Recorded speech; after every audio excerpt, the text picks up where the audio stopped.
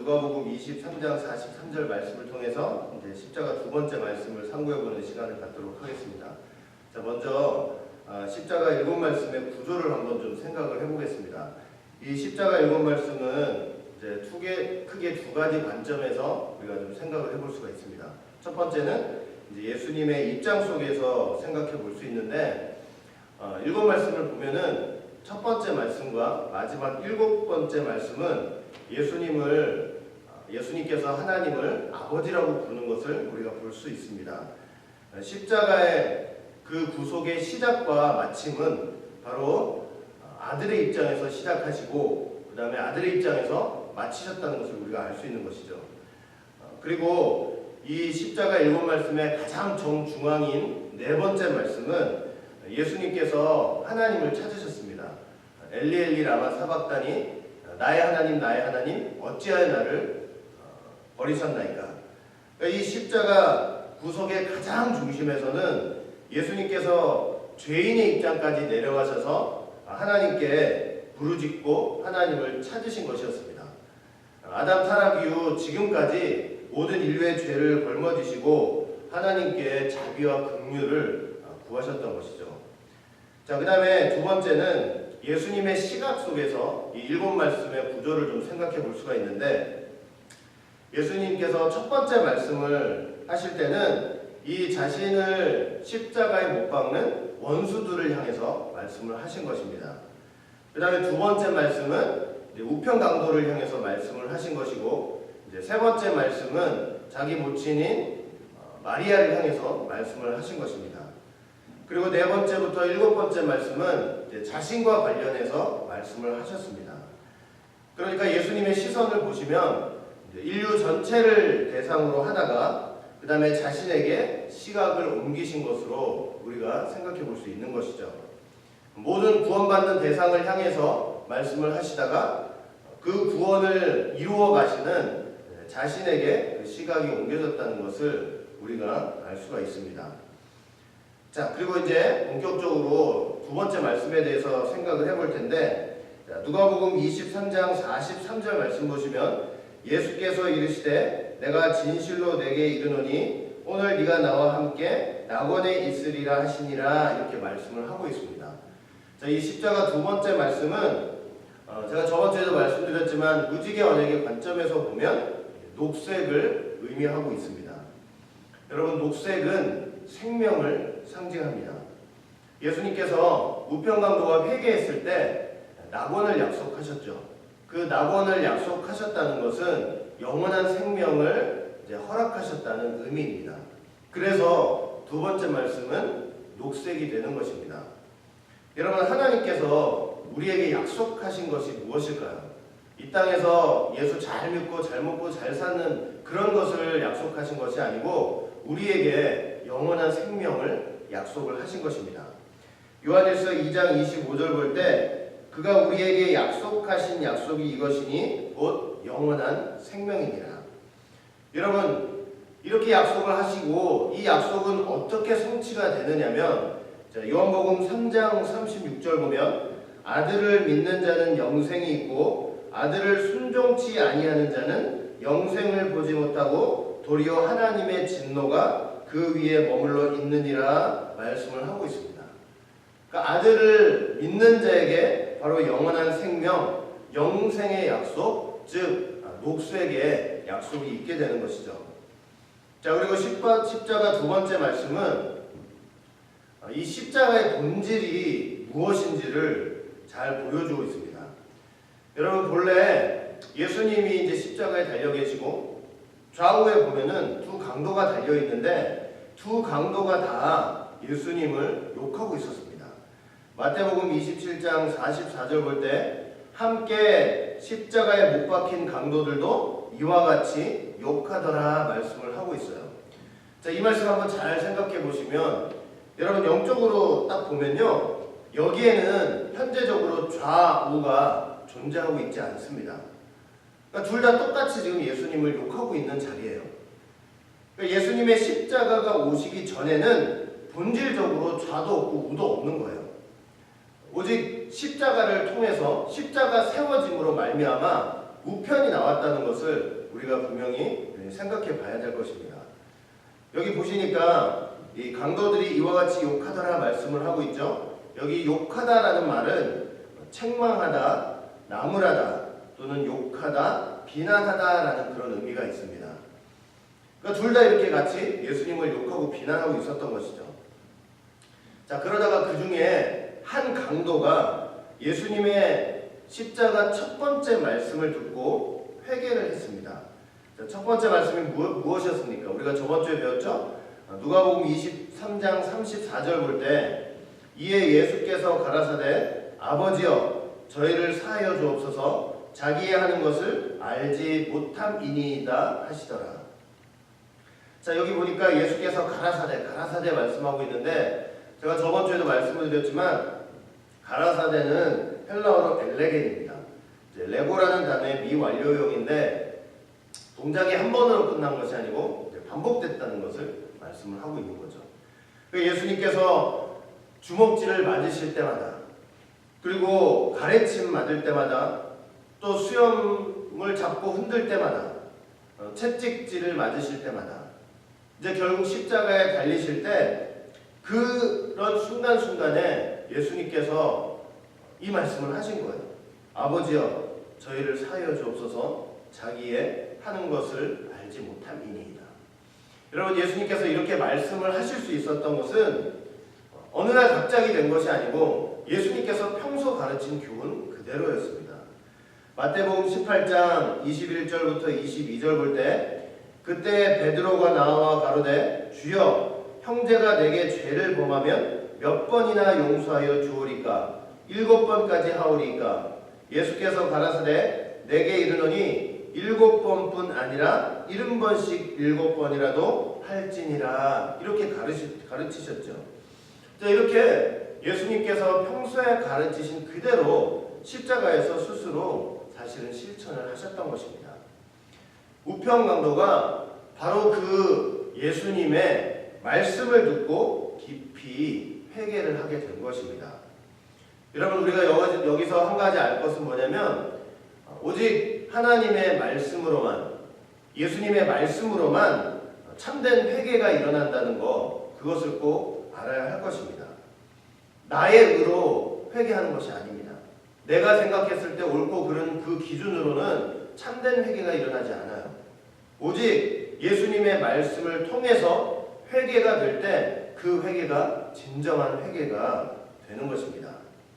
여러분, 이렇게 우편강도가 회개하는 이 순간 예수님의 말씀을 듣고 회개하는 이 순간이 사실은 어떤 순간이냐면 이 우편강도가 지금까지 강도로 살아왔던 그 인생 전체가 사실은 십자가에 딱 부딪히는 순간이 되었습니다.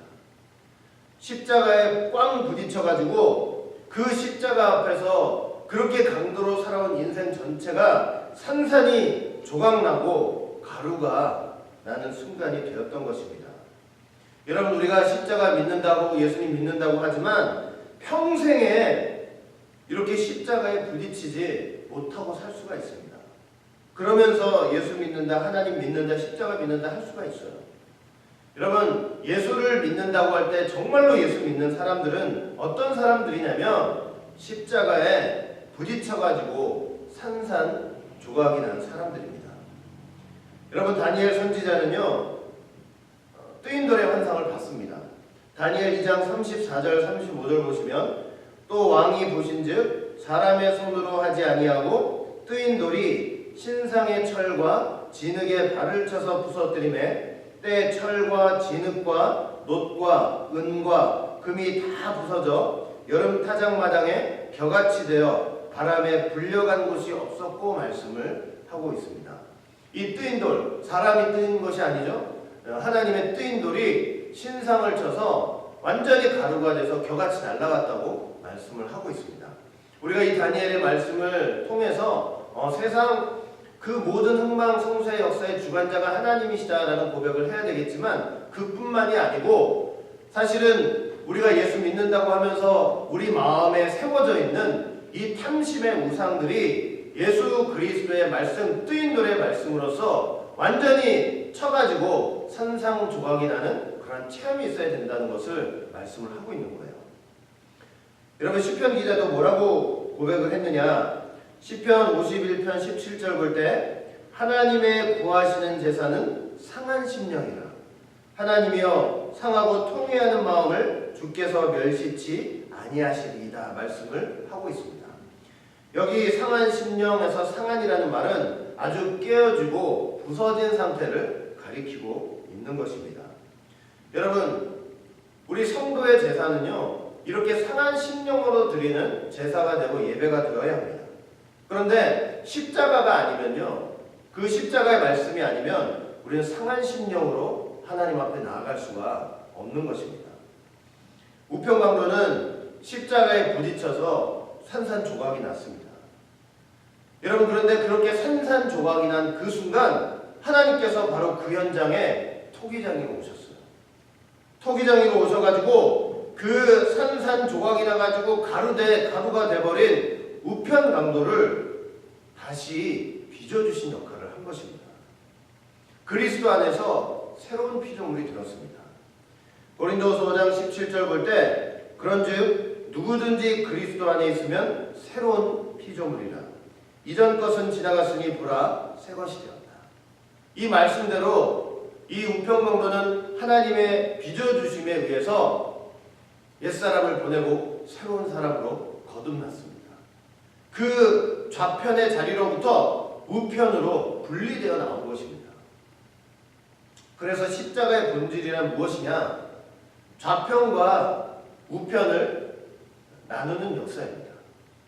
옛 사람과 새 사람을 나누는 역사입니다. 여러분, 선악을 알게 하는 나무의 열매를 먹은 죄는요, 선악의 짬뽕도 있잖아요. 그 죄는 오직 십자가에서만 해결될 수가 있습니다. 왜냐하면 십자가를 통해서만 갈라지고 분리되기 때문입니다. 우리가 예수님의 십자가를 믿는다고 하면서 정말로 세상과 분리되고 갈라지는 게 없다면요, 여전히 그 인생은 십자가에 부딪히지 못한 인생입니다. 십자가의 본질을 깨닫지 못한 인생입니다. 좌편강도와 같아요. 그 첫 번째 말씀을 듣고도 십자가에 부딪히지 못하고 여전히 예수님을 비난하고 조롱하고 있었습니다. 여전히 멸망의 자리, 어둠의 자리, 옛사람의 자리에 머물고 있었던 것입니다. 그래서 우리는 십자가 믿는 사람이라면 날마다 분리되어 나와야 한다는 것 꼭 잊지 마시길 바라겠습니다. 자, 그리고 십자가 두 번째 말씀은 통해서 우리가 무엇을 알 수 있냐면 회개가 뭐냐, 회개의 본질을 알 수 있어요. 우편강도가 회개했잖아요. 근데 그 우편강도가 회개한 모습을 통해서 무엇이 회개냐, 회개의 본질을 알 수 있다는 거예요. 그 회개란 이제 두 가지로 설명할 수 있는데, 첫 번째는 뭐냐면 회개의 본질이 뭐냐, 나는 죄인이고 예수님은 죄가 없으시다고 고백하는 것입니다. 나는 틀리고 하나님의 말씀은 옳다고 인정하는 것입니다. 여러분, 우편강도의 회개를 한번 들어보겠습니다.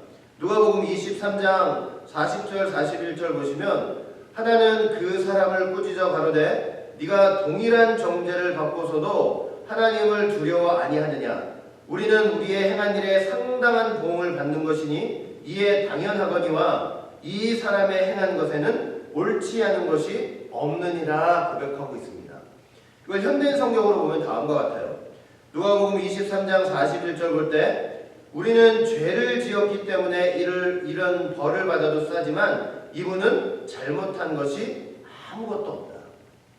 여러분, 이게 바로 진정한 참된 회개입니다. 여러분, 우편강도는 이렇게 고백하면서 좌편강도를 꾸짖었어요. 그런데 좌편강도를 꾸짖는 것 같지만 실은 좌편강도를 꾸짖는 것이 아니고 자기의 옛사람을 꾸짖는 거예요. 왜냐하면 여기 본인도 좌편강도와 같이 예수님을 비난하고 조롱하는 자리에 있었기 때문이죠.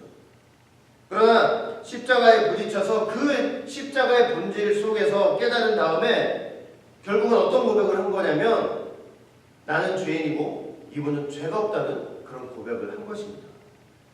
참다운 회개가 무엇입니까? 나는 틀리고 예수님은 옳다고 인정하는 것입니다.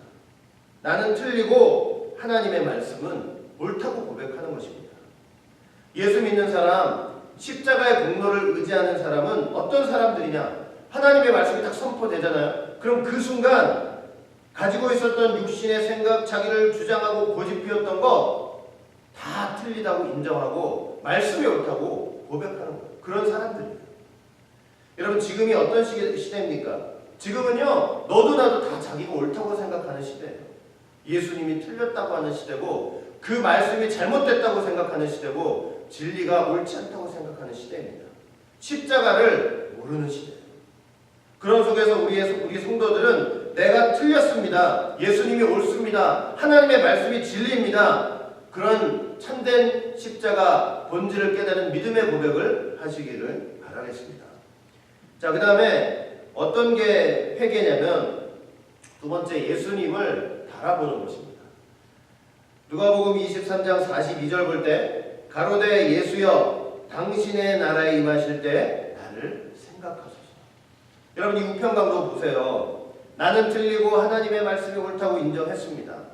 그리고 나서 우편강도가 한 일이 뭐냐면 예수님을 바라보기 시작한 겁니다. 예수님 바라보면서 뭐라고 고백했습니까? 예수요, 예수요. 여러분, 이 우편강도의 시선이 지금 완전히 예수님께 고정되었습니다. 이게 바로 회개의 본질적인 의미예요. 우리의 시선이 예수님께 완전히 고정되는 거예요. 예수님만 바라보는 그 시선, 그게 바로 회개의 본질적인 의미입니다. 세상이 너무나 재미있고 좋아서 세상에 눈 돌리는 거, 여러분, 그 세상에 눈 돌리는 그 인생의 비참함과 참담함에 대해서 잠언서 7장은 논하고 있어요. 음녀가 어떤 소년을 유혹하는 기록이 있는데 잠언서 7장 21절 22절 볼 때 여러 가지 고운 말로 혹하게 하며 입술에 호리는 말로 깨물어 소년이 곧 그를 따랐으니 소가 푸주로 가는 것 같고 미련한 자가 벌을 받으려고 쇠사슬에 매이러 가는 것과 일반이라. 이렇게 세상의 유혹에 빠져가지고 그 음녀의 유혹에 빠져가지고 쫓아가는 그 소년, 사실은 하나님 보실 때 소가 푸주로 가는 것과 똑같다는 거예요. 얼마나 비참합니까? 계시록 17장 볼 때 이 세상을 큰 음녀라고 말씀을 하고 있습니다. 얼마나 세상을 유혹하는 힘이 큰지 큰 음녀래요. 근데 큰 음녀가 어떻게 성도들을 유혹하느냐? 시선을 다른 데 돌리게 만드는 거예요. 계시록 17장 4절 볼 때 그 여자는 자줏빛과 붉은빛 옷을 입고 금과 보석과 진주로 꾸미고 손에 금잔을 가졌는데 가증한 물건과 그의 음행에 더러운 것들이 가득하더라. 여러분, 큰 음녀가 어떻게 성도를 미혹하느냐? 이렇게 보시다 읽었다시피 눈을 뺏는 거예요. 시선을 뺏는 거예요. 여러분, 시선을 뺏기면 마음을 뺏기게 돼 있어요. 그리고 마음을 뺏기면 결국 내 몸도 빼앗기게 돼 있는 것입니다. 성도는, 십자가를 붙들고 있는 성도는요, 결국 예수님을 향한 시선을 세상에 빼앗겨서는 안 될 것입니다. 여러분, 우편강도 예수님 바라보면서 시선을 고정해놓고 예수여라고 부른 다음에 뭐라고 부탁을 했습니까? 누가복음 23장 42절 볼 때 가로되 예수여 당신의 나라에 임하실 때 나를 생각하소서. 나를 생각하소서. 원어를 볼 때 나를 기억하소서. 그러면 지금 우편강도가 예수님한테 나를 기억해달라고 부탁을 하고 있는데 뭘 기억해달라고 부탁을 하는 걸까요? 지금까지 강도로 살아오면서 도둑질하고 남 죽이고 유부녀 강간하고 때리고 그런 거 기억해달라고 부탁을 하는 것이겠습니까? 너무나 부끄럽고 창피하지만 그래도 마지막 판에 그 예수님 옆에서 그 십자가에 달려서 예수님의 말씀을 듣고 회개한 바로 그 순간을 좀 기억해달라고 간곡히 부탁을 하고 있는 것입니다. 사랑하는 성도 여러분, 하나님이 우리 인생 전체를 보실 때 무엇을 기억하시겠습니까?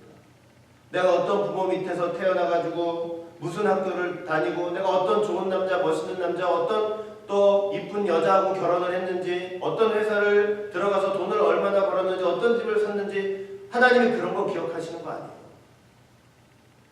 여러분, 교회 열심히 다니면서 예수 말씀 듣고 회개한 것만 하나님께서 기억하신다는 사실을 믿으시기 바랍니다. 여러분, 우리 인생에 그것이 없다면 하나님이 우리 인생을 보시면서 무엇을 기억하시겠습니까? 우리가 세상에서 잘못 많이 하고 죄 짓고 살죠. 하지만 정말 열심히 교회 다니면서 말씀 듣고 회개하는 그걸 기억해 달라고 꼭 부탁하시는 여러분들 되시길 바라겠습니다. 우리 예수님을 향한 우리의 시선을 다른 데 빼앗기지 않고 말씀 안에서 회개하는 삶을 사는 여러분 되시길 바라겠습니다. 그것이 십자가를 믿는 성도의 삶입니다. 자, 십자가 두 번째 말씀은 또 마지막으로 예수님의 약속입니다. 약속. 자, 누가복음 23장 43절, 예수께서 이르시되 내가 진실로 내게 이르노니 오늘 네가 나와 함께 낙원에 있으리라 말씀을 하고 계시죠. 자, 여기 보니까 진실로라는 단어가 있는데 원어 보면 아멘이에요. 아멘. 예수님께서 이 두 번째 말씀을 하시기 전에 아멘 먼저 하셨어요. 여러분, 예수님이 아멘을 먼저 하셨기 때문에 예수님이 하신 그 두 번째 말씀에 누구도 시비 걸 수 없습니다. 사단이 난리칠 수 있죠. 아니, 그놈의 강도가 생전 사람 살면서 얼마나 못된 짓을 많이 했는데 그런 걸 천국에 보내냐고 이렇게 고소할 수 있습니다. 사단이 하는 일이 바로 고소예요. 고소. 여러분, 사단은 모세의 시체를 가지고도 천사장 미가엘과 싸웠다니까요. 유다서 1장 9절 볼 때 천사장 미가엘이 모세의 시체에 대하여 마귀와 다투어 변론할 때 감히 회방하는 판결을 쓰지 못하고 다만 말하되 주께서 너를 꾸짖으시기를 원하노라 하였구나. 모세가 얼마나 잘해왔어요. 잘해오다가 그 무리바 물 사건에서 한번 실수했어요. 그 하나님 말씀 믿지 못하고 거역했죠. 사단이 그거 걸고 넘어지면서 고소하는 거예요. 여러분, 사단은 성도를 고소하는 데 있어서 얼마나 집요하고 얼마나 지독한지 우리는 분명히 알아야 합니다. 아무튼 우리 삶에 조금이라도 어긋난 게 있으면 전부 다 트집을 잡을 거예요. 심지어 하나님 앞에 그 순간에 그런 마음의 악한 생각까지 했다고 그렇게 마음의 생각까지도 고소할 것입니다. 여러분, 그러나 예수님의 말씀을 듣고 회개한 강도를 향해 예수님은 먼저 아멘이라고 하셨어요. 아멘을 하셨기 때문에 사단이 아무리 고소해도 소용이 없는 것입니다. 우리 믿는 사람들, 십자가를 믿는 사람들 삶 가운데 예수님의 이런 아멘이 없다면요, 다 사단의 고소에 넘어갈 수밖에 없는 거예요. 그러나 아멘 하셨어요. 아멘. 그리고 하신 말씀이 뭐냐? 오늘 네가 나와 함께 낙원에 있으리라. 여러분, 이 십자가 구속이 얼마나 귀하고 복된 것인지를 우리한테 보여주는 거예요. 여러분, 이 십자가 두 번째 말씀, 십자가의 구속의 핵심이 뭐냐면 바로 오늘이에요. 오늘. 내일 줄게, 모레 줄게 하는 건 약속 어음과 같은 거죠. 내일 준다, 모레 준다 할 때 벌써 사람 마음이 달라질 수 있는 거예요. 사단이 틈타고. 그러나 오늘이라고 할 때는요, 그건 즉시 주는 현찰과 같아요. 십자가 구속의 혈육은 바로 오늘입니다. 바로 즉시 구원입니다. 십자가에 부딪혀 산산조각난 인생, 가루가 된 인생, 그 속에서 회개하고 오직 예수님만 바라보는 인생. 여러분, 그 인생을 구원하시는 십자가 능력의 핵심은 오늘이라는 사실을 그 나라 갈 때까지 잊지 마시기 바랍니다. 여러분, 우리가 누구에게 무엇을 준다고 할 때 내가 다음에 할게. 왜? 오늘 해줄 능력이 없기 때문이에요. 그러나 십자가에는, 예수님의 십자가에는 바로 지금 오늘 우리를 구속하시는 능력이 있는 거예요. 얼마나 귀해요. 내가 내일 구원해줄게, 모레 구원해줄게 할 때 그 벌써 사단이 그 틈 타가지고 어떤 방해를 놓을지 몰라요. 그러나 오늘이에요. 얼마나 귀한 축복이에요. 하나님이 아브라함한테도 오늘 낙원에 있는 축복 허락하신 적 없어요. 여러분, 아브라함은요, 멀리서 그 오늘을 바라만 봤을 뿐이에요. 오직 우편강도만 예수님 십자가 옆에서 오늘을 만날 수 있었던 것입니다. 우리 역시도 십자가 믿고 의지하면 오늘의 축복이 임한다는 거 꼭 믿으시기 바랍니다. 오늘의 구원 속에서 제발 세상에 지지 않고 승리하는 믿음의 삶을 사시기를 주의 이름으로 축원하겠습니다.